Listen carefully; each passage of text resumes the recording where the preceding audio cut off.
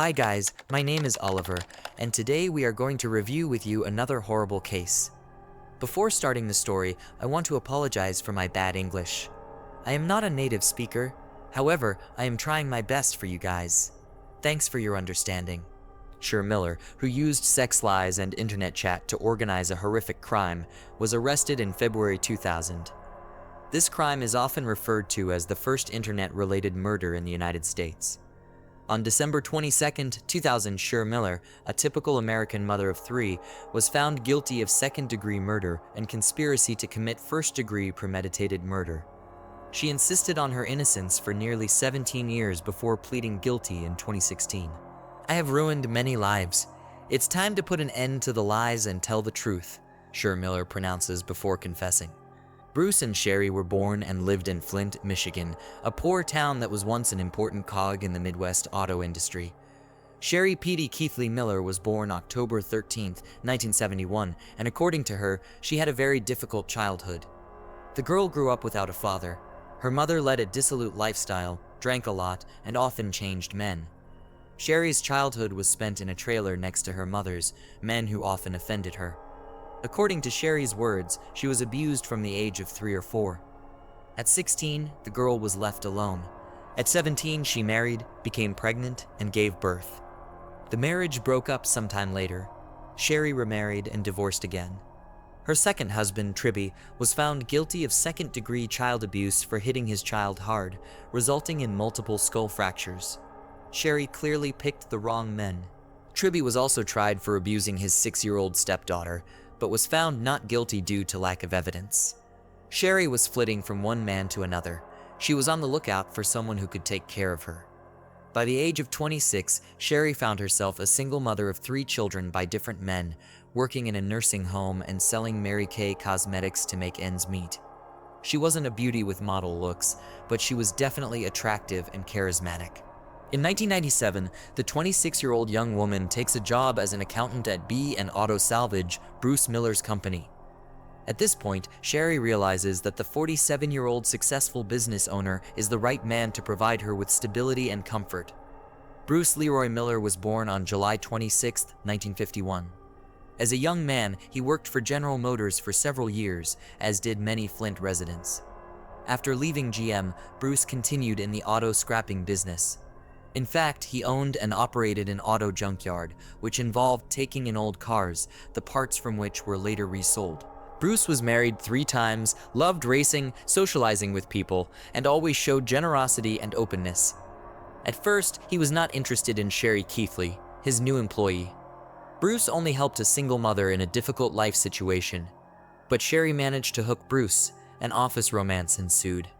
Despite the 20-year age difference, the couple's relationship developed rapidly. Bruce was flattered by the attention of a young woman, and the lovers quickly moved from dating to a life together. 4 months later, on April 23, 1999, a wedding took place in one of the chapels of Las Vegas. Sharee and her children moved in with Bruce, and she found the stability she had long dreamed of. Bruce's brother, Chuck Miller, would later tell the television program Snapped, "She always said Bruce was the best thing that ever happened to her. She finally had a normal life and a man who could afford to make her happy." Chuck's wife, Judy, said, "Bruce was overwhelmed by the pretty young blonde, whom he thought was the perfect wife. Only friends expressed misgivings about Sharee's need to spend money shopping beyond her means. She instantly maxed out her credit cards and spent all the cash she could find. I was trying to fill a constant void," Sharee would later say. Despite her friends' misgivings, her hardworking husband didn't mind and turned a blind eye to his wife's spending habits. In any case, Sharee worked too. She was a Mary Kay cosmetic saleswoman, which allowed her to sell products to customers at home or while traveling across the country. To keep track of her accounts, her husband even bought a computer for her. It was this purchase that became the turning point. Sharee Miller accidentally discovered adult chat rooms on the internet when she was choosing a vacation destination using her home computer in 1999. Social networking didn't exist, and text messaging wasn't a common practice. Instead, people communicated with each other in online chat rooms, some of which were adult in nature and were places where you could go and flirt anonymously, share your fantasies, and have a virtual romance. Bruce, according to friends, was aware of his wife's online flirting, but considered such behavior harmless. He loved his wife, was happily married, planned to adopt her children, and preferred to trust, not overshadowing his family life with suspicions. Sharee quickly settled into the virtual world and soon became accustomed to logging into chat rooms and sharing her deepest sexual fantasies with complete strangers under various promising aliases. Detective Kevin Shanlian, who investigated the murder case, told the court that Sharee had at least 25 different aliases. It wasn't until 2016 that Sharee admits, "I didn't get up from behind this computer." Bruce worked at the store, and he had his own business, so he was away a lot. "I spent hours flirting online. I wanted to control everything, obsessively control people who trusted me. It was like a video game, and every man and every relationship was a new level for me, and every level was harder." Among the men Sharee Miller met online was Jerry Cassidy, known by the pseudonym Reenajudes. Jerry was born on October 6, 1960, in Kansas City, Missouri. He married, raised his son, loved deer hunting with his brothers, and dreamed of becoming an FBI agent. While working as a homicide detective, Jerry reported corruption involving falsified records to one of his co-workers. In retaliation, he was demoted, eventually forced to resign after 9 years of service. Although Jerry did the right thing, the move ended his career. Jerry became depressed, began drinking, and abusing substances. The marriage fell apart. After a while, he pulled himself together, moved to Reno, Nevada, and became a security guard at Harrah's Casino. Free time he spent in chat rooms where he met Sharee Miller. Hot correspondence began, and in July 1999, they met in person in Reno, where Sharee came ostensibly to the convention of the company Mary Kay, taking with her a friend. The online romance turned into a physical affair, and Jerry Cassidy thought life was beginning to change for the better. Sharee said she was a wealthy businesswoman living with a disabled husband, and therefore looking for a sexual encounter on the side. Jerry believed it. His friend and colleague, Carol Slaughter, would later recount, Sharee came into Jerry's life when he was at rock bottom. His marriage had broken up. He was in a new neighborhood where he had no friends. Jerry fell hard for Sharee, telling his friend Carol Slaughter that Sharee does absolutely everything in the bedroom. Throughout the summer and fall, Sharee used her cosmetics business as a cover for trips to Reno. When Sharee and Jerry were not together in Reno, they exchanged instant messages and emails of a sexual nature, including videos. Soon, they even renamed their accounts, with Sharee calling herself Jerry's fool and Jerry calling himself Sharee's fool. It would seem that the ex-cop should have sensed something amiss, but the emails full of declarations of love apparently blinded him.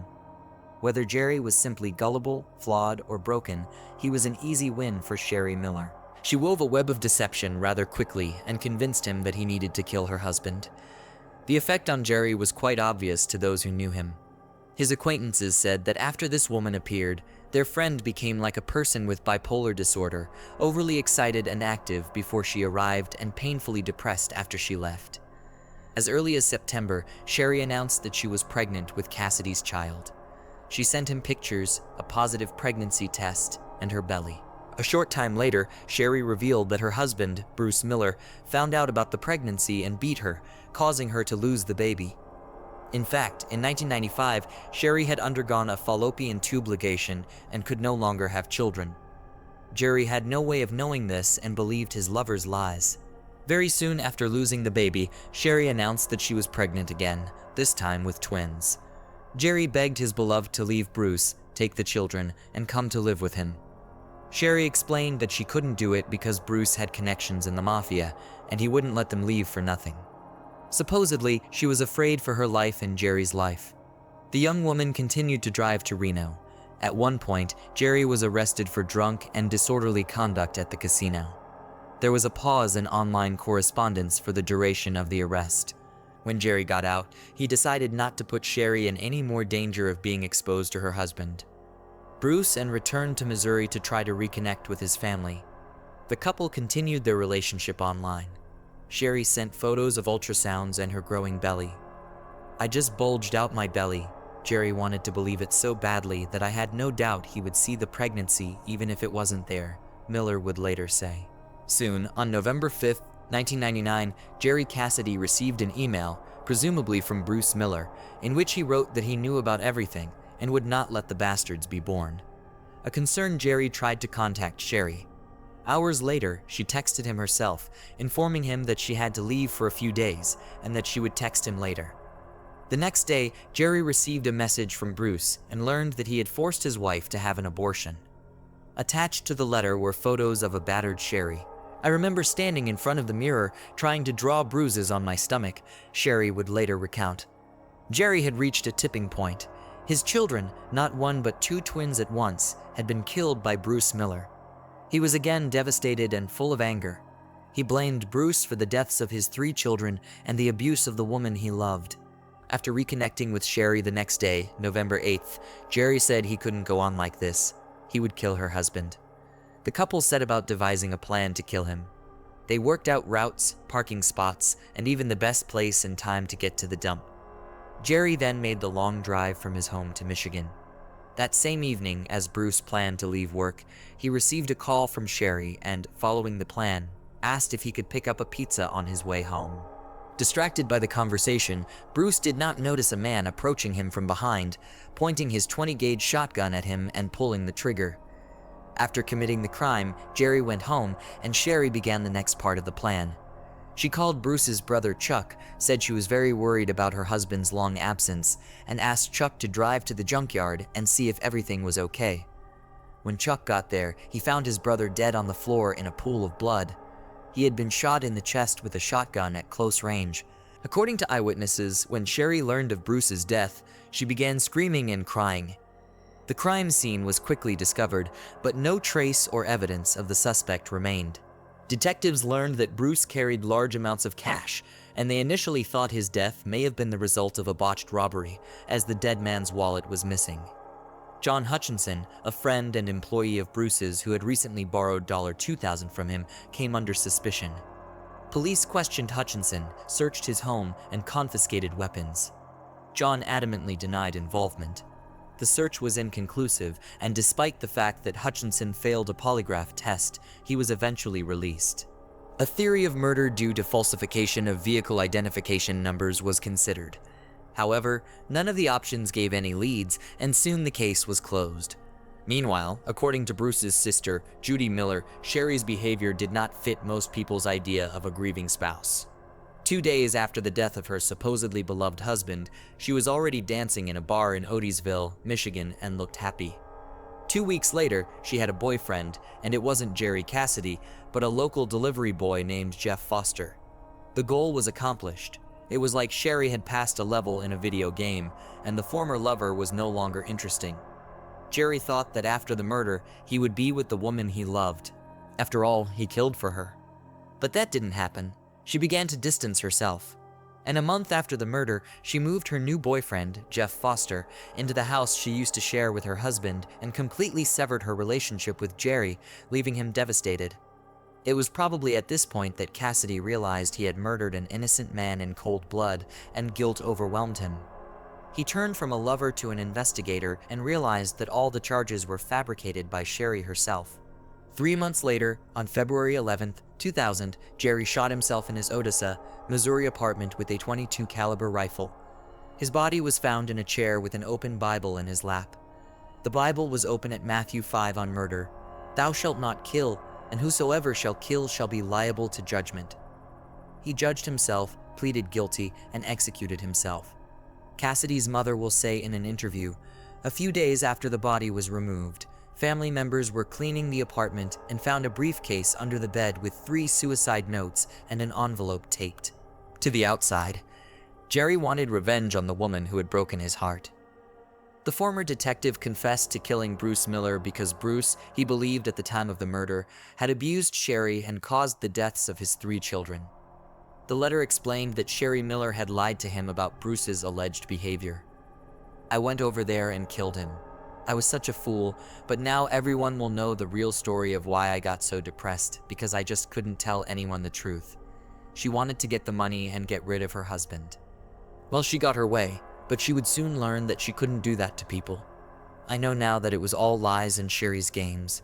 She didn't care about hurting anyone."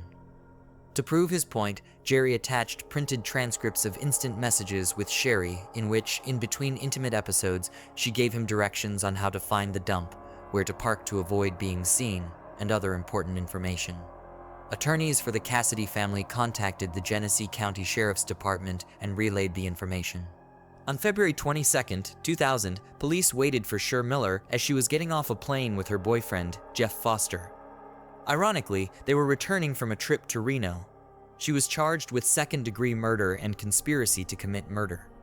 Prosecutors believed Sharee was a skillful manipulator who convinced her lover to kill her husband under false pretenses. Despite a briefcase full of evidence, she insisted on her innocence to her deceased husband's family. On December 12, 2000, the state of Michigan's trial against Sharee Miller began, and her case made national headlines given the bizarre nature of the internet-related crime. Public interest was abnormally high. The prosecution shared thousands of messages between Sharee and Jerry, demonstrating the woman's lies. She was never abused. She was never pregnant with Jerry's children, as she had undergone a fallopian tube ligation many years ago. According to the prosecution's version, Sharee wanted Bruce dead because of his money, as a divorce would not have given her enough money. However, the defense said that the young woman received only a minimal amount of money after her spouse's death. She would have lived a much more affluent life during her lifetime. The defense insisted that Jerry Cassidy was seeking revenge by being in the role of an abandoned lover, so he fabricated evidence. Sharee told the jury that the sexual communication between her and her lover was just part of an online fantasy. She said she lied about her pregnancy to help Jerry deal with depression and about the abuse to convince Jerry to leave her alone. Sharee adamantly denied writing the messages describing the crime, insinuating that Jerry had forged the messages using his experience as a homicide detective. However, police found evidence of the messages on Sharee's computer. Online correspondence played a crucial role in the trial. Miller was found guilty on December 22 and sentenced to life in prison on the murder charge and 54 to 81 years on the conspiracy charge. In 2007, she was diagnosed with post-traumatic stress disorder and found to have other mental illnesses. While in prison, Sharee began treatment and filed an appeal. She even managed to get married for the fourth time. Michael DeNoia saw the story on the news and couldn't resist the woman's charm. Michael wrote Sharee, and Sharee wrote back, and in 2008, he visited the criminal in prison and proposed. Some reports say they actually married in April 2008, although there is no evidence of this union. Miller won an appeal in 2008 and was released from prison in 2009. A federal judge overturned Sharee Miller's conviction, saying Jerry's suicide letter should not be considered as evidence because Cassidy is dead and the defense cannot cross-examine him. The judge ruled that a new trial was necessary and released Sharee, setting a bail amount. In 2012, Sharee was sent back to jail to continue serving her original sentence after the court reinterpreted the admissibility of the suicide letter. By this time, Sharee had spent 3 years on the outside. She continued to insist on her innocence. In 2016, Sharee Miller, in a 4-page typewritten letter sent to a district judge, suddenly admitted her role in her husband's death. Everyone got a shock. No one expected her to ever voluntarily do so.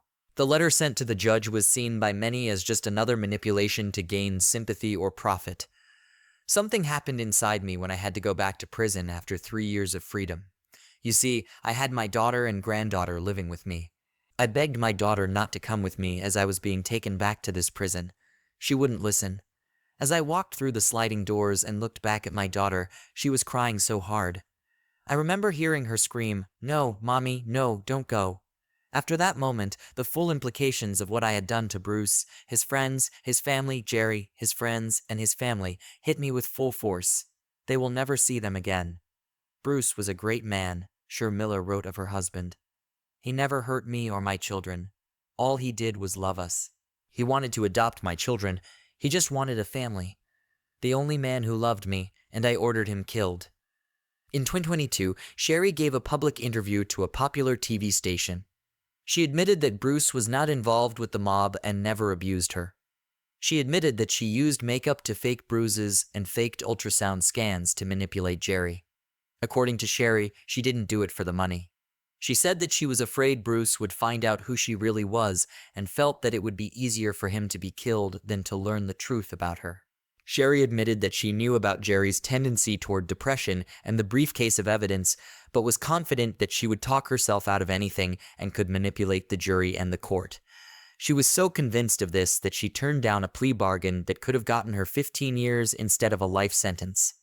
According to Sharee, it took a public story to find peace with herself.